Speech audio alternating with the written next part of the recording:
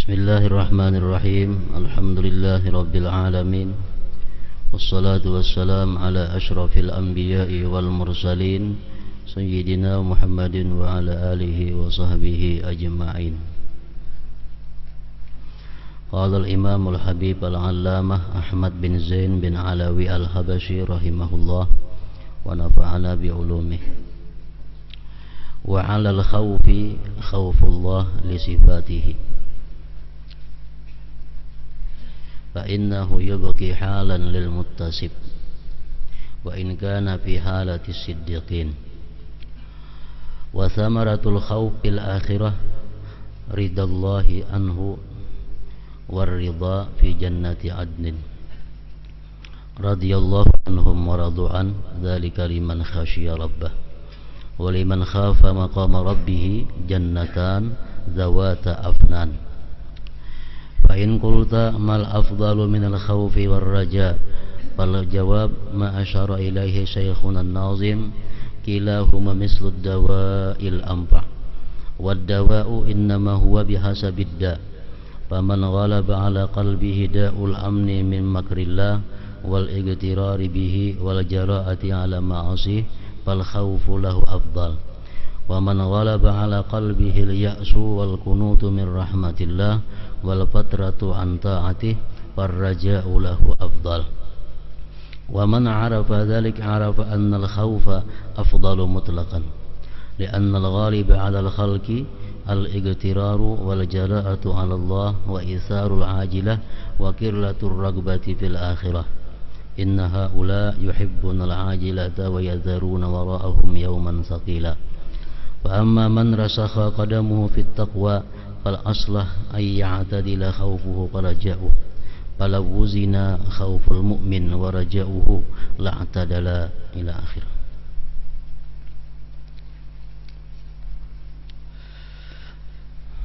Makna daripada kalam al-allamah al-habib Ahmad bin Zain al-Habashi. Derajat tertinggi rasa takut akan diperoleh jika seseorang merasa takut kepada Allah karena mengenal sifat-sifatnya.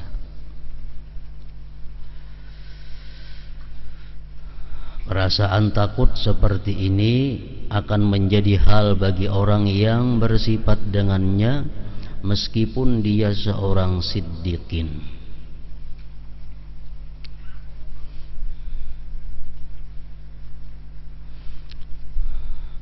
Takut yang paling tinggi itu tingkatannya adalah takut kepada Allah. Kenapa takut kepada Allah? Karena Allah mempunyai sifat-sifat kebesaran.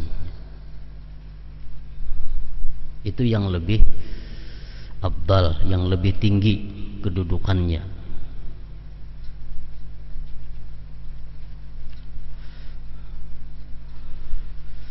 Allah pernah berwahyu kepada Nabi Daud alaihi salam, khabni kama takhafu sabu'ad dari.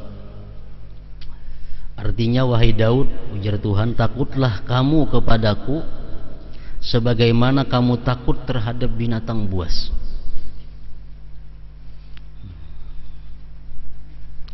Kenapa kita takut kepada binatang buas? Karena binatang buas itu bisa menerkam.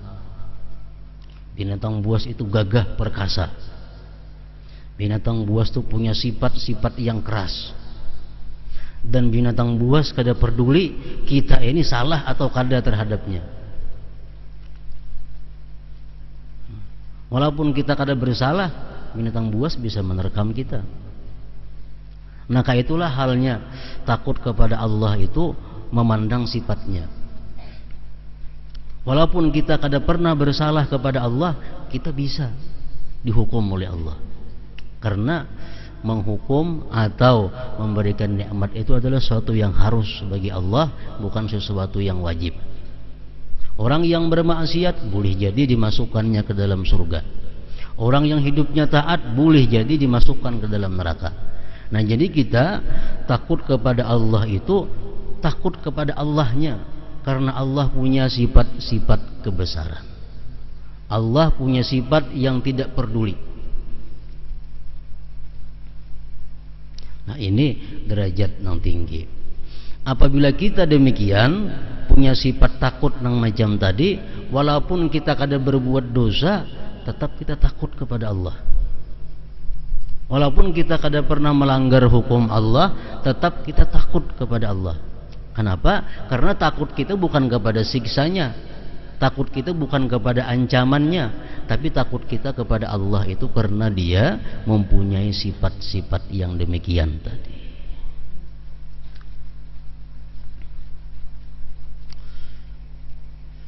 Nah, itu derajat takut yang tinggi. Macam Rasulullah sallallahu alaihi wasallam, Nabi kita kada pernah salah terhadap Allah. Nabi kada pernah melanggar apa yang diperintah Allah.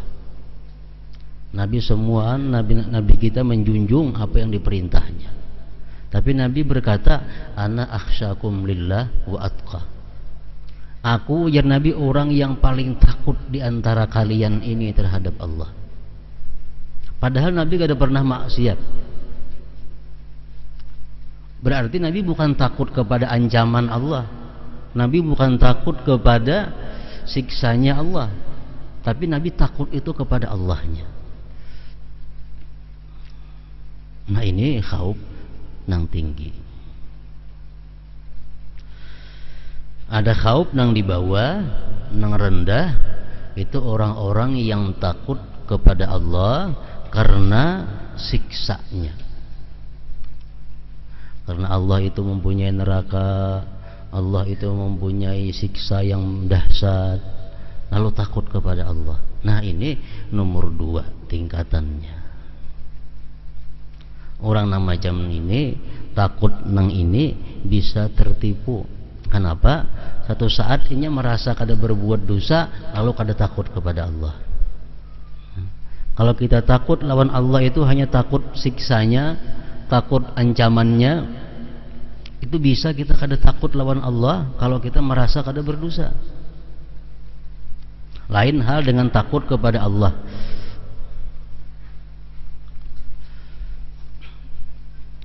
Jadi orang-orang yang beribadah kepada Allah, orang-orang yang menjauhi larangan Allah disebabkan takut, itu bisa terjadi.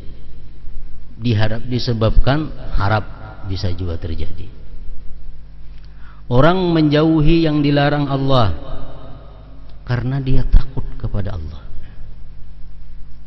Aku bukan takut siksanya, kada, takut kepada Allahnya. Lalu aku tinggalkan ini perbuatan munkar, aku tinggalkan ini perbuatan yang dilarang, aku takut kepada Allah. Ini tinggi derajatnya. Ada orang yang meninggalkan munkar, ada orang yang meninggalkan yang diharamkan Allah karena takut dengan ancaman Allah.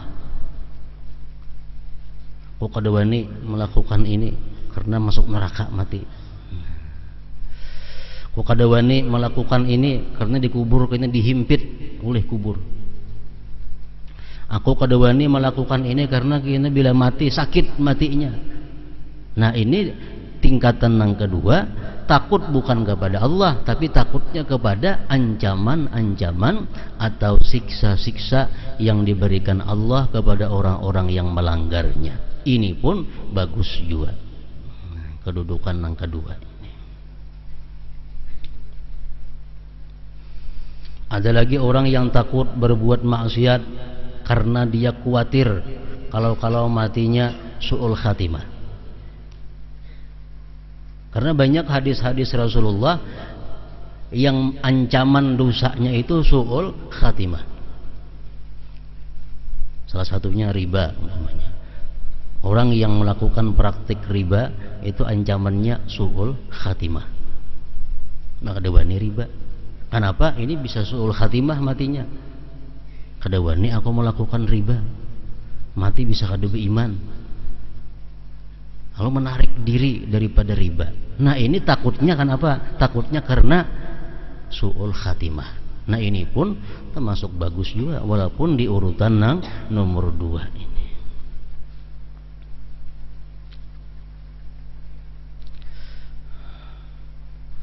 Jadi su'ul khatimah itu patut kita takuti.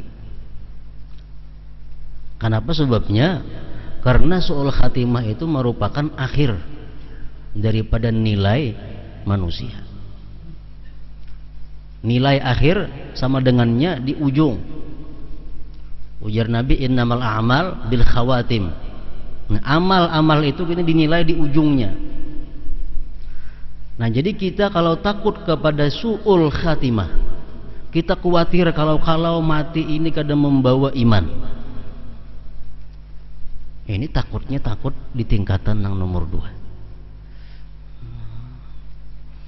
Apalagi kita mengetahui bahwa para ulama menghimpunkan dari berbagai hadis-hadis Rasulullah, mereka menghimpunkan bahwa orang-orang nang su'ul khatimah itu sudah terlihat tanda-tandanya.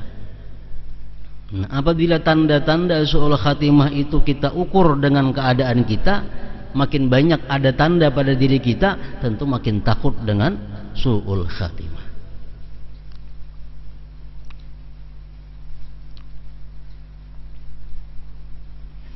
Ujar ulama mengatakan sekurang-kurangnya ada 11 alamat yang menunjukkan seseorang itu mati khawatir dicabut imannya. Artinya su'ul khatimah. Pertama, harisan 'ala dunya wa jam'il mal. Orang ini suka tamak atas dunia dan suka menghimpunkan harta. Ini satu tanda apabila kita ini hidup ketujuh dengan dunia ini dan suka menumpuknya, suka menghimpunkannya, berarti ada securit pada diri kita ini alamat su'ul khatimah.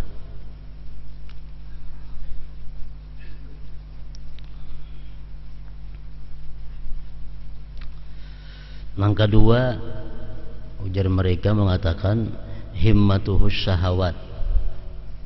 Pikirannya itu nang nyaman-nyaman. Kayak apa makan supaya nyaman, kayak apa guring supaya nyaman, kayak apa duduk supaya nyaman, kayak apa berpakaian supaya nyaman. Nah, kayak apa itu ini supaya nang nyaman-nyaman. Pikirannya hanya untuk syahwat, untuk nang nyaman-nyaman.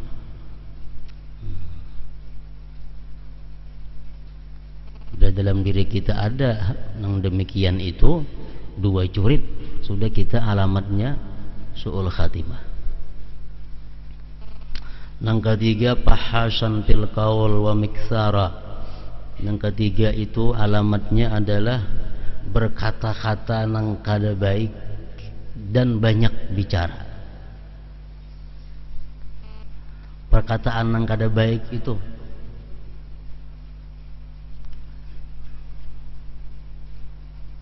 bahasa, perkataan yang jahat.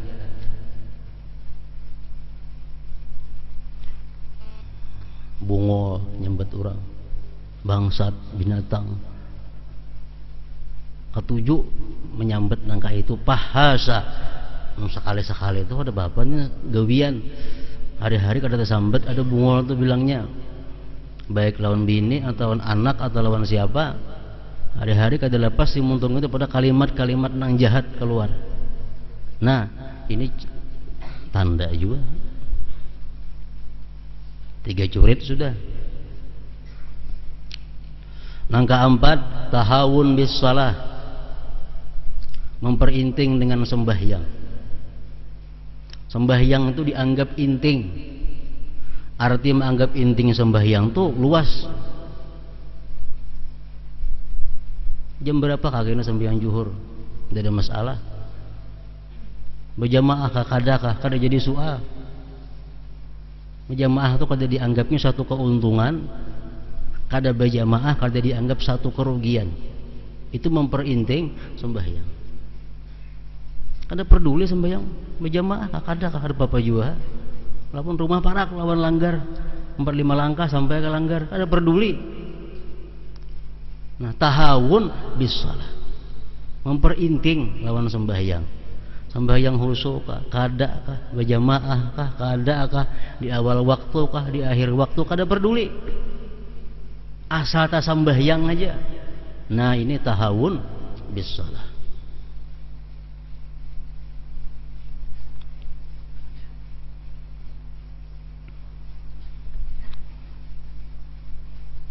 Bila itu gawian kita, itu alamat su'ul khatimah.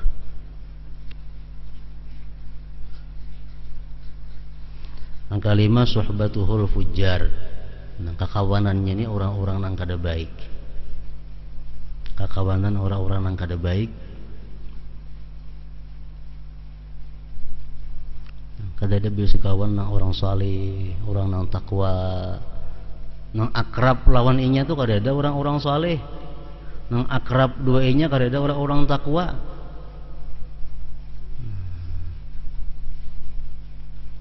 Kawanan periman-periman. Mencalok mulang naik ke rumahnya periman-periman tuh aja, kada ada orang saleh, orang takwa, penuntut ilmu kada ada.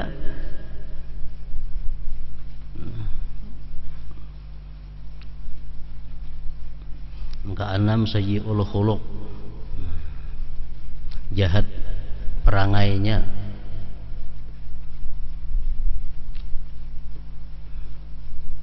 Yang ketujuh, fakhura, angkuh.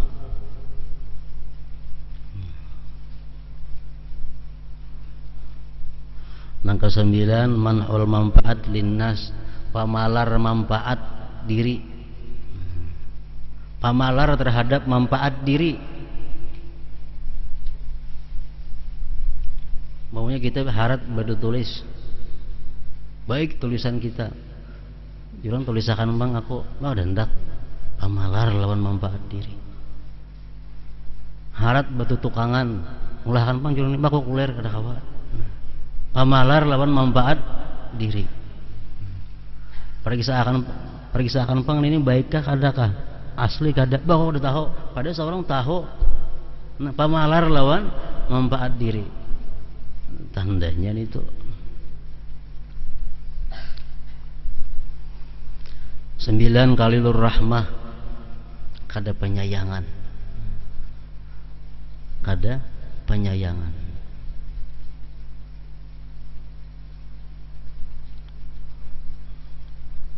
Salah seorang sahabat Rasulullah datang kepada Rasulullah. Rasulullah parahatan mencium cucu sidin Sayyidina Hasan, Sayyidina Husain. Dicium sidin, diangkat sidin, cucu sidin.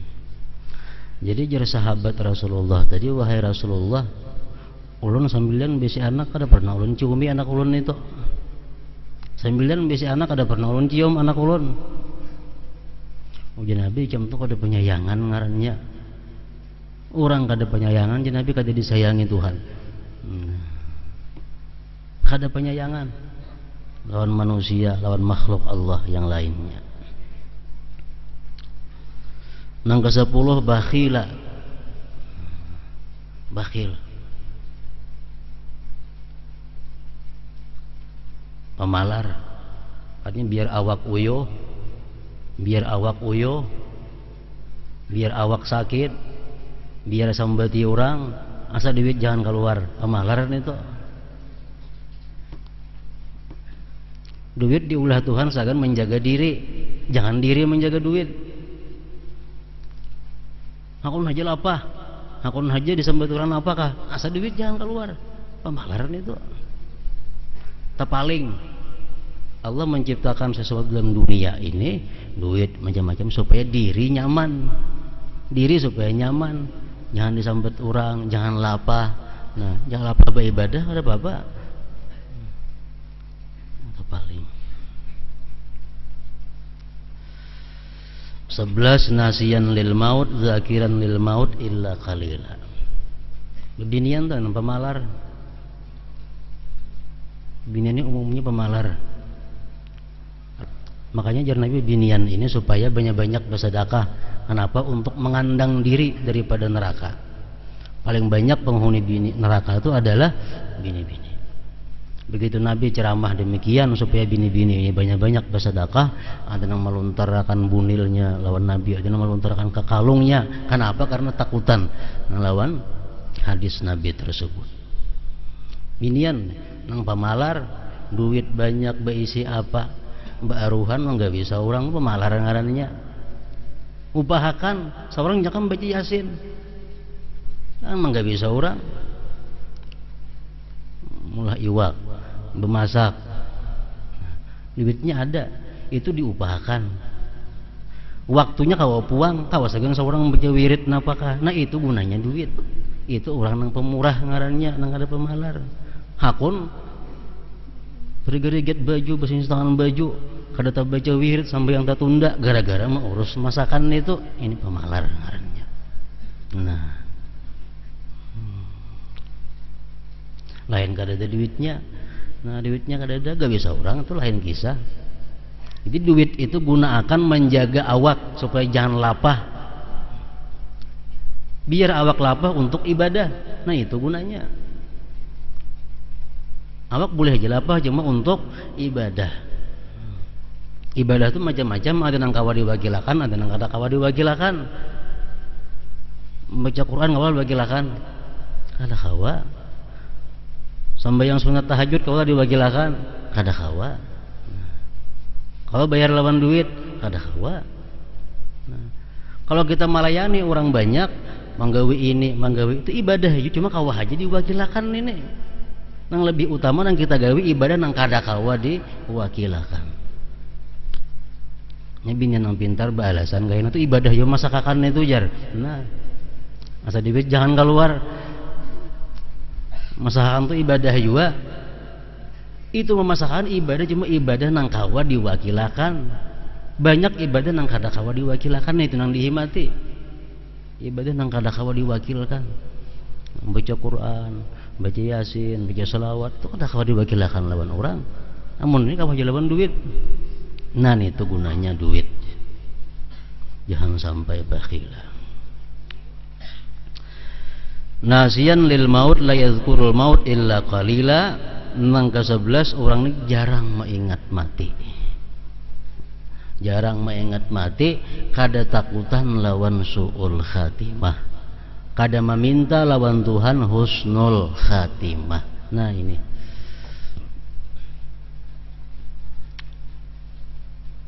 Kesimpulannya, orang-orang nang mati bakal husnul khatimah itu adalah orang-orang nang sejak wahini takutan dan selalu minta lawan Tuhan husnul khatimah. Sembahyang doa lawan Tuhan, ya Allah berikan hamba husnul khatimah. Sembahyang husnul khatimah. Nah, dalam sujud kadang-kadang minta Allahumma khtimli bi husnil khatimah. Nah, itu tanda orang husnul khatimah. Takutan mati itu jahat dan selalu minta lawan Tuhan husnul khatimah. Kalau kita perasaan kadada takut mati itu kena dicabut iman, kadada sampai wah ini kadada perasaan takut mati itu dicabut iman. Kada pernah tafakur, wah aku ini mati beriman juga, kada kakaknya kada tahu lagi nih, kada pernah memikirkan itu. Mencari amalan-amalan yang supaya husnul khatimah maginnya ada sebuah juga. Jadi seolah-olah mati itu ya mati. Nah ini alamat orang yang mati su'ul khatimah. Su'ul khatimah itu.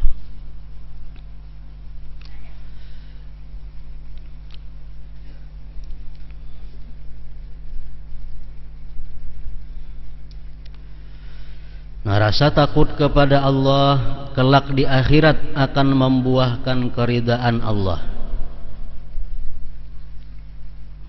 Dan orang yang diridai Allah akan memperoleh surga adan.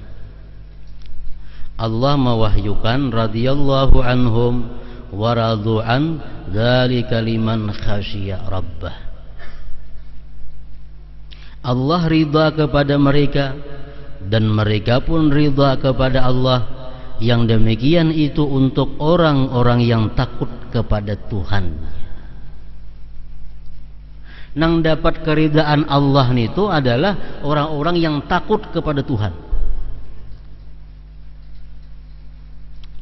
Ini kedudukan yang tinggi tadi. Lain lawan takut siksanya, takut ancamannya. Nang Allah ridha itu, mereka pun ridha kepada Allah, itu untuk orang yang takut kepada Allah.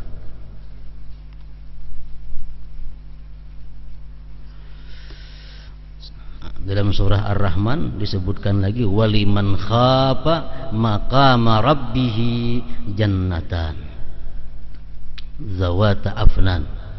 Dan bagi orang yang takut akan makam Tuhannya, sebagian ulama tafsir mengatakan di sini hisab Tuhannya, ada 2 surga. Nah, orang-orang yang takut kepada siksa Allah dapat 2 surga. Tapi kalau orang-orang yang takutnya kepada Allah dapat keridhaan Allah. Nah, ini bandingannya.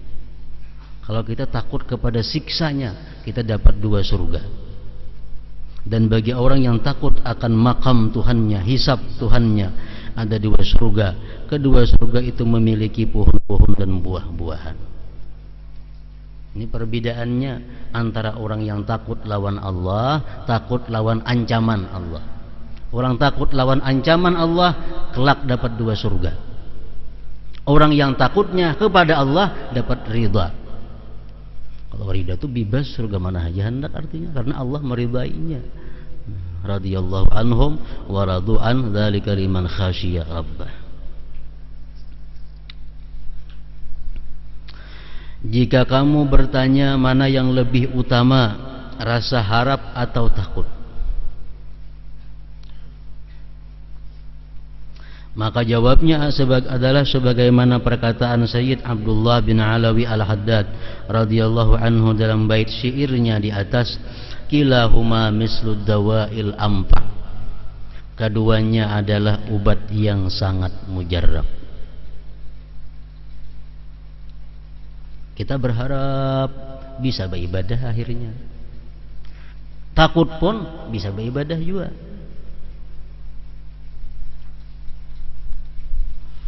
Keduanya adalah obat yang sangat mujarrab.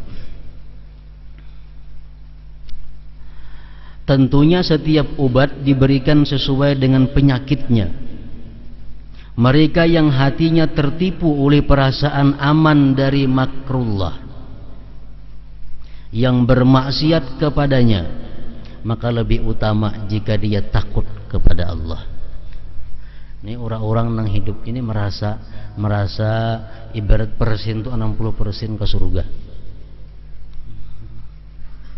Aku ini hidup 60% dah ke surga. Bisa 40% aja ke neraka tuh. Karena aku sembahyang, karena aku ini gawianku.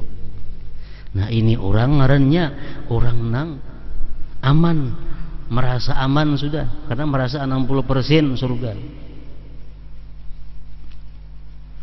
Mereka yang hatinya tertipu oleh perasaan aman dari makrullah, yang bermaksiat kepadanya.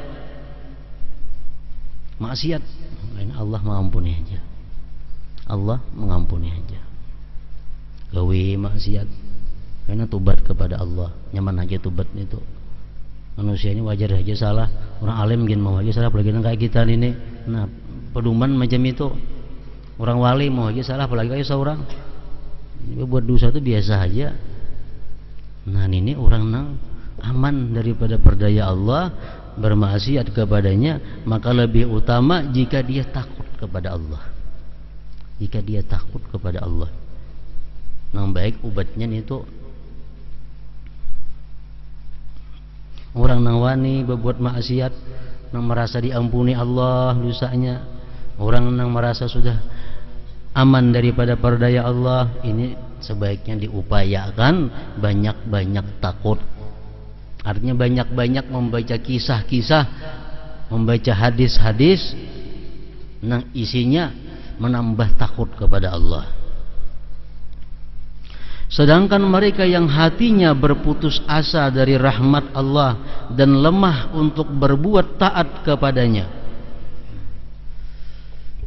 jam baik membaca ini, nah baca baik, asal tidak diterima Tuhan juga bacaan ini. Doa ini baik baca, asal tidak dikabulkan Tuhan, aku doa kebanyakan dosa. Nah ini orang yang putus asa. Bila beramal baik rasa kada diterima oleh Tuhan, berbuat taat rasa kada diterima, lalu malas akhirnya. Nah ini maka lebih utama jika dia berharap kepada Allah.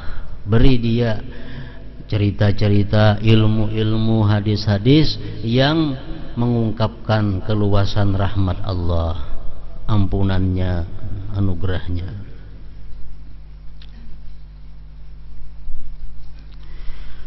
Barang siapa memahami pembahasan ini, maka dia akan menyadari bahwa secara mutlak rasa takut lebih utama.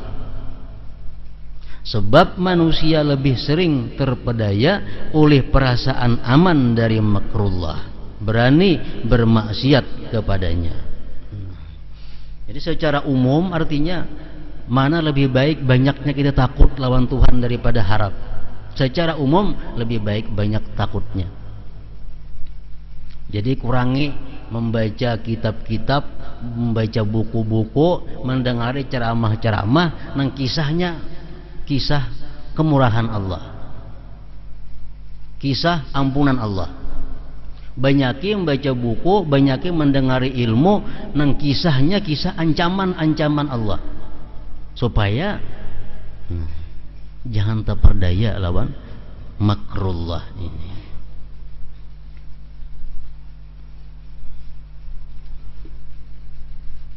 Orang ada beranggapan awak sihat, rajaki murah, terhindar daripada bala, tanda disayangi Tuhan. Nah ini terperdaya ngarannya.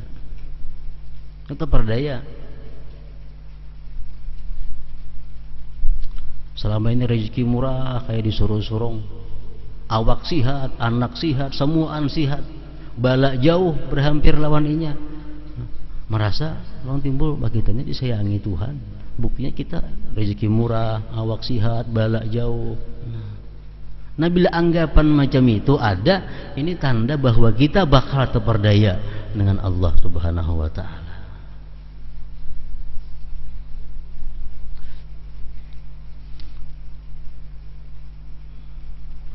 Jangankan nang kita beribadah nang balang kambingan, beribadah nang kada tapi rata. Orang nang ibadah lurus ibadahnya, rezekinya murah, awaknya sihat, balaknya jauh. Kalau inya beranggapan ini adalah buah sayang Tuhan lawan inya, ini pun bahaya. Apalagi orang yang beribadahnya kada lurus, ibadahnya balang kambingan, rajaki melimpah ruah, awak sihat, bala jauh, merasa ini adalah sayangnya Allah, makin berbahaya lagi.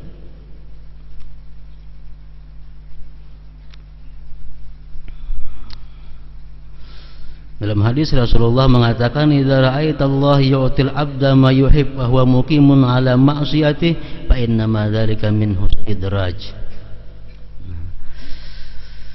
Ujar Nabi kita, bila engkau melihat Allah itu memberikan kepada hambanya apa yang dia suka. Hamba ini hendak apa aja diberi Allah, hendak apa aja diberi Allah ini. Maka si hamba ini kadang-kadang masih mau maksiat lawan Tuhan, maksiat lawan Tuhan masih mau, tapi rezekinya melimpah ruah. Nah, ajar Nabi itu adalah fa inna madzalika min istidraj, itu adalah lanjuran daripada Allah Subhanahu wa ta'ala, lanjuran.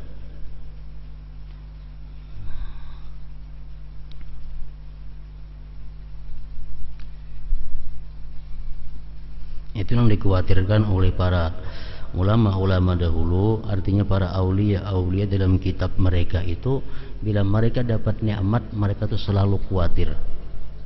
Dapat nikmat tuh khawatir kenapa? Lanjuran kah ini atau nikmat kah?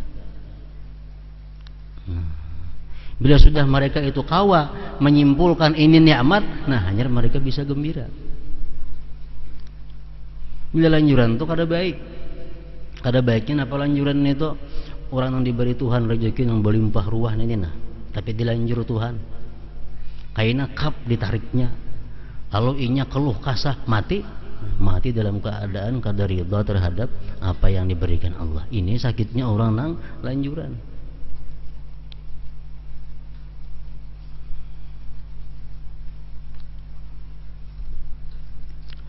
Sebab manusia lebih sering terpedaya oleh perasaan aman dari makrullah, berani bermaksiat kepadanya, mengutamakan dunia dan menaruh perhatian yang kecil kepada akhirat.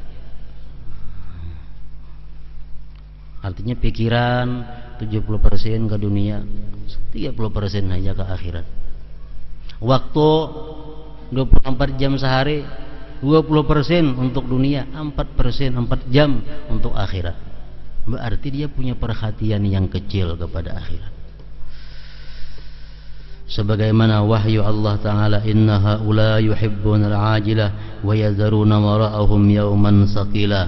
Sesungguhnya mereka menyukai kehidupan dunia dan tidak memperdulikan kesudahan mereka pada hari yang berat akhirat.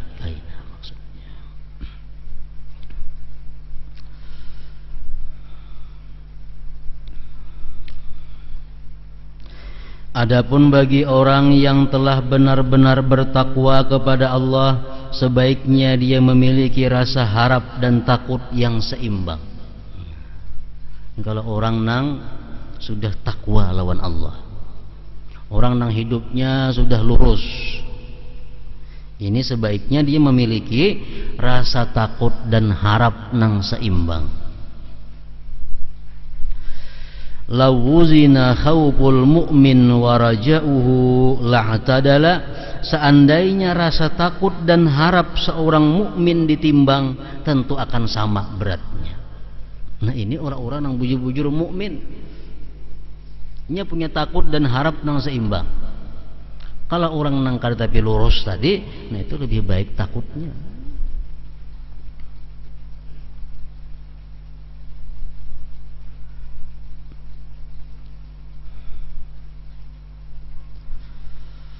Karena rasa takut kepada Allah, Sayyidina Umar bin Khattab radhiyallahu anhu bertanya kepada Hudzaifah ibnul Yaman radhiyallahu an, apakah engkau melihat tanda-tanda kemunafikan dalam diriku?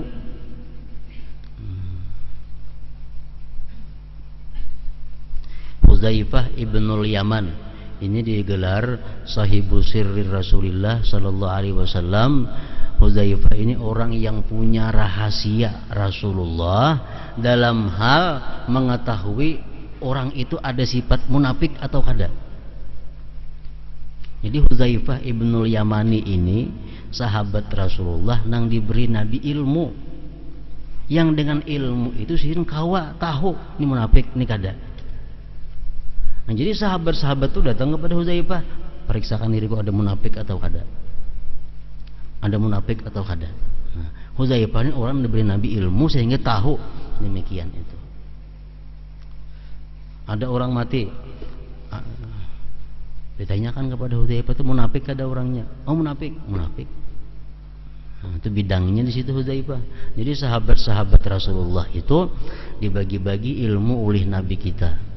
Hudzaifah di bidang ahli di sini, mengetahui sifat munafik orang tuh, hati orang tuh munafik atau kada, itu Hudzaifah tahu.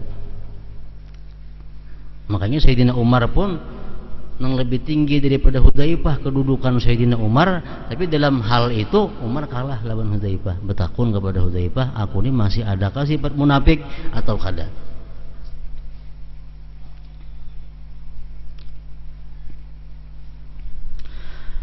Lemahnya pengetahuan dan tipu daya syaitan telah menyebabkan kebanyakan manusia lebih suka bersandar kepada rasa harap. Ini karena kebanyakan membaca buku-buku nang kisah-kisahnya harap, kebanyakan mendengari ceramah agama nang rami-rami. Nah, ini akibatnya wani maksiat, kulir berbuat taat. Akibat apa? Akibat nang masuk cuma ilmu-ilmu nang hanya urusan keluasan rahmat Allah.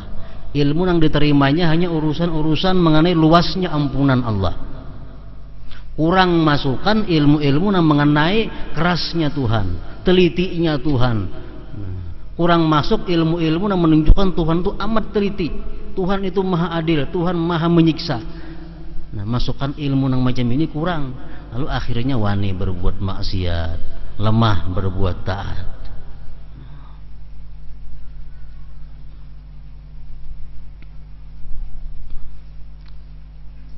Lemahnya pengetahuan dan tipu daya syaitan telah menyebabkan kebanyakan manusia lebih suka bersandar kepada rasa harap.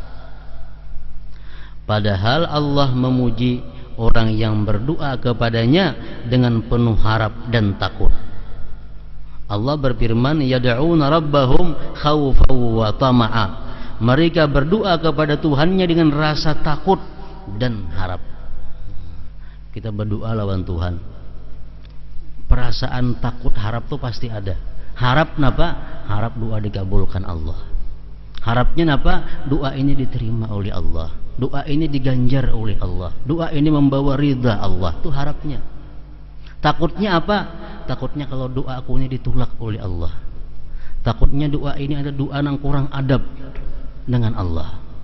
Takutnya doa ini doa nang kada pantas aku minta kepada Allah. Nah, jadi setiap doa itu nang Allah memuji, doa nang disertai ada takut dan harapnya.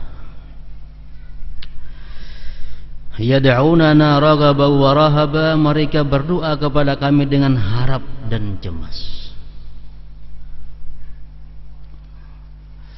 Nah, sedangkan bagi seseorang yang menghadapi maut, rasa harap lebih utama dan lebih tepat baginya, sebab perasaan harap tersebut lebih mudah menimbulkan rasa cinta kepada Allah. Rasulullah sallallahu alaihi wasallam bersabda, la yamutanna ahadukum illa wa huwa yuhsinu dhanna bi rabbih. Janganlah salah seorang dari kalian meninggal dunia kecuali ia berprasangka baik kepada Tuhannya.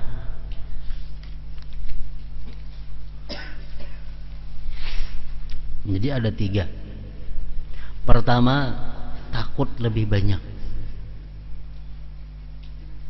Cari buku-buku nang kisah neraka, cari kitab-kitab nang kisahnya titian Siratal Mustaqim, cari buku-buku ceramah-ceramah nang mengisahkan tentang betapa dahsyatnya dalam kubur. Ini baik untuk orang-orang nang lingah kepada agama, orang-orang nang kurang persiapan dalam kematian. Baik ini dibaca. Nah, kemudian orang nang seimbang, lurus, ini lebih baik ini seimbang juga harap dan cemasnya, harap dan takutnya itu. Menjelang kematiannya, Sulaiman At-Taimi radhiyallahu anhu berkata kepada anaknya, sebutkanlah ayat dan hadis yang meringankan dan berbagai kebaikan yang dapat kuharapkan. Imam Ahmad bin Hanbal dan Imam Sauri radhiyallahu anhuma juga melakukan hal yang sama. Mengapa demikian? Sebab meninggal dengan mencintai Allah adalah puncak kebahagiaan. Ini orang yang sudah garing, nah ditilam aja lagi, sambayang kada kawa banyak, awak sudah uyuh, nah menghadang waktunya aja lagi. Nah, terhadap orang nang macam ini, baik kita beritahuinya, baik kita sampaikan kepadanya tentang kemurahan Allah, tentang luasnya ampunan Allah, supaya nang garing ini ada cinta lawan Allah. Oh, baiknya Tuhan, Tuhan Maha Pemurah, Tuhan Mengampun. Kenapa? Karena orang ini bakal maksiat kada kawa jauh lagi, sudah uyuh awaknya. Jadi dia mati membawa cinta kepada Allah. Nah, itu yang diharapkan. Orang-orang yang sudah tua, yang sudah sakit, itu lebih baik membaca ayat-ayat yang menambah harapan kepada Allah Subhanahu wa taala. Berikut adalah beberapa ayat yang dapat menimbulkan rasa takut kepada Allah. Wa qadimna ila ma 'amilu min 'amalin faja'alnahu haba'an manthura. Dan kami hadapi segala amal yang mereka kerjakan, lalu kami jadikan amal itu bagaikan debu yang berterbangan.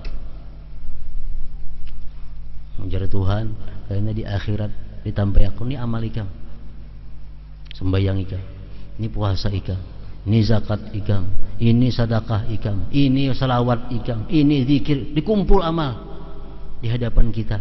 Nah, kita berbunga-bunga hati menghadapi amal kita banyak.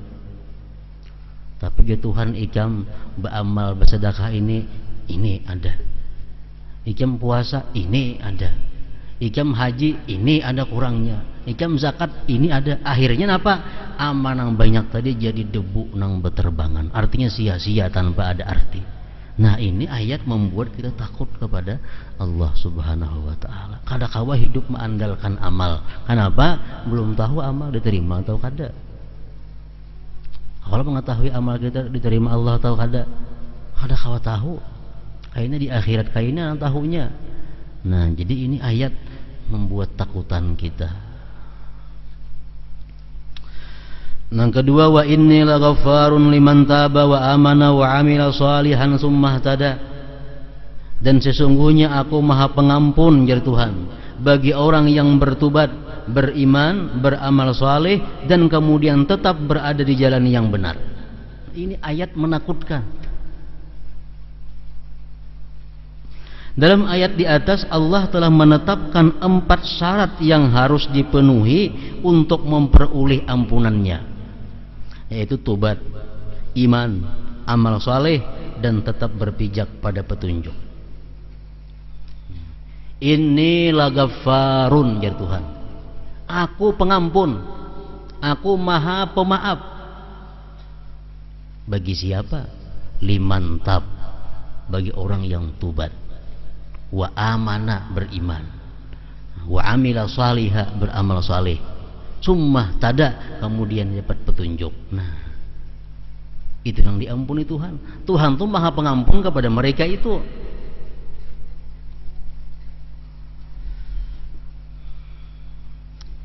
Kita punya kada sembahyang, lawas kada sembahyang, tobat kita belum tentu diampuni Allah. Mun ingat tobat saja, mesti kita tambah lagi iman, ditambah lagi apa? Amila saleh, beramal saleh, ditambah lagi pulang tobat itu lurus sampai mati. Dalam ayat lain Allah berfirman, "Faman taba min ba'di zulmihi wa aslah fa innallaha yatubu alaih."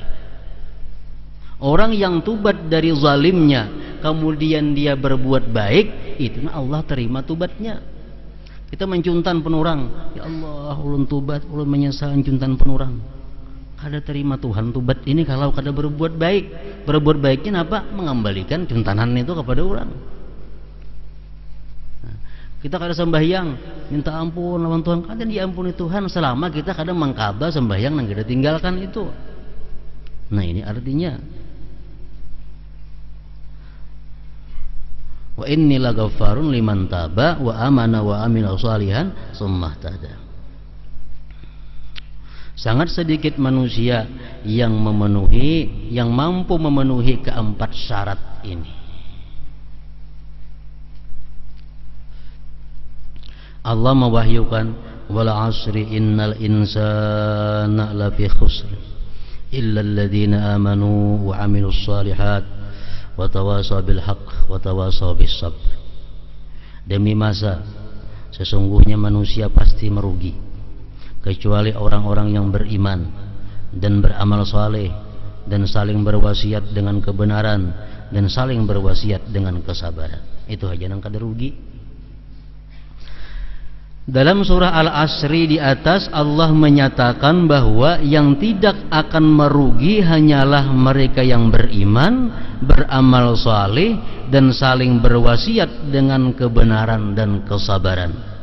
Jika kita renungkan secara mendalam, sebenarnya sebagian besar ayat-ayat Al-Quran berisi hal-hal yang dapat membangkitkan rasa takut kepada Allah Ta'ala.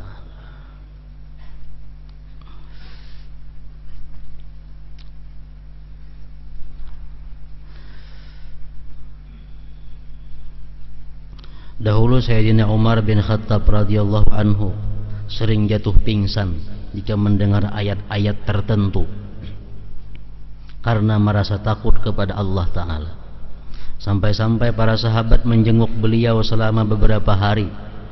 Bahkan di wajah beliau terdapat 2 garis hitam bekas aliran air mata karena begitu takut kepada Allah. Beliau pernah berkata, "Oh, andai saja aku tidak dilahirkan oleh ibuku." Takutnya Sayyidina Umar ini disebutkan, ujar Sayyidina Umar, andai kata ada pengumuman dari langit, seluruh penduduk bumi masuk surga kecuali Saikung. Aku jauh Umar sangat takut bersih aku nang Saikung itu nang kada ke surga. Ini kayak kita bayangkan takutnya Sayyidina Umar. Andai kata ada pengumuman seluruh isi bumi masuk surga kecuali Saikung, ujar Umar bin Khattab, barangkali aku nang Saikung itu nang kada ke surga itu.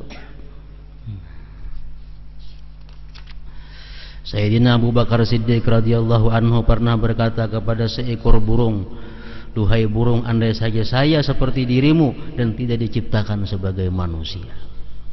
Begitu pula dengan Sayyidina Ali bin Abi Thalib radhiyallahu anhu, beliau tidak pernah terlihat tertawa sampai akhir umurnya karena saking takutnya menghadapi Allah Subhanahu wa taala. Hingga situ ada pula sebagian ulama